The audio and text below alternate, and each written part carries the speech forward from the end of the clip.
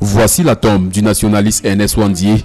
En ce 15 janvier 2023, jour de commémoration du 62e anniversaire de son assassinat, des dizaines de personnes, anonymes ou acteurs politiques, viennent s'y recueillir. C'est le dernier chef historique de l'Union des populations du Cameroun.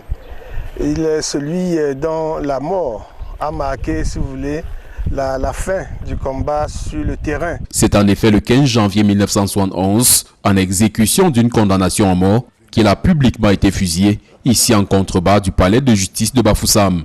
Sa Majesté Jean Ramos Okuju se souvient comme si c'était hier de cette journée triste pour l'histoire du Cameroun. Il a été exécuté à ma présence. Il était exécuté ensemble avec un jeune homme. Or, pendant qu'on devait l'exécuter, il avait demandé, lui-même Ouandié avait demandé qu'il ne sait pas pourquoi on exécute cet enfant. Que pour lui, il sait pourquoi on l'exécute, mais pour cet enfant, on l'exécute pourquoi. Je n'ai jamais oublié ce qu'il avait dit. Si les proches d'Ernest Ouandié ont pu récupérer sa dépouille, tel n'est pas le cas pour ceux d'autres nationalistes qui étaient exécutés en étant projetés dans les chutes de la Métier. Cette pratique barbare fut abolie grâce à la bravoure d'un certain Fossi Jacob, un des condamnés à mort. On les attachait, on venait les tuer ici.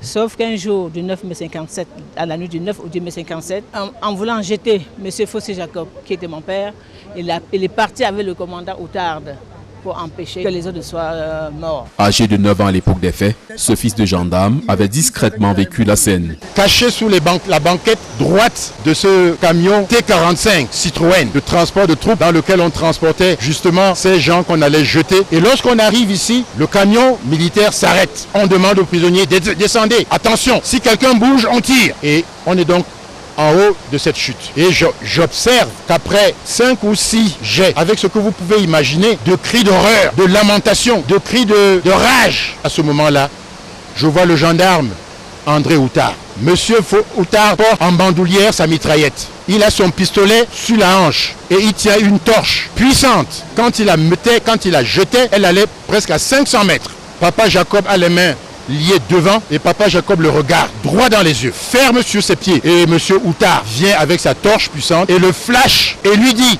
je l'entends, c'est toi le chef, hein? Tu ne veux pas parler, hein? Eh bien tu vas voir. Je me souviens de voir le chef André Outarde prendre sa main, aller à la ceinture de papa Jacob. Et les choses se précipitent très vite. La grande torche monte et tout le monde crie: le chef est tombé, il est tombé. Et tous on voit, c'est la puissante torche qui tourne jusqu'au moment où elle s'éteint. Là, la torche s'est éteinte, donc le spectacle est terminé. La commémoration de l'assassinat d'Ernest Ouandié a été un prétexte pour plusieurs de rendre un hommage à l'ensemble des martyrs de l'indépendance du Cameroun. Ces chutes de la Métier ont été entre 1948 et 1957 un cimetière pour plusieurs milliers de nationalistes camerounais condamnés à mort par les colons français. Cette sentence était appliquée dans ces chutes de la Métier où nous nous trouvons. Robert Kenyé et Vivien Tonfac pour Equinox Télévision.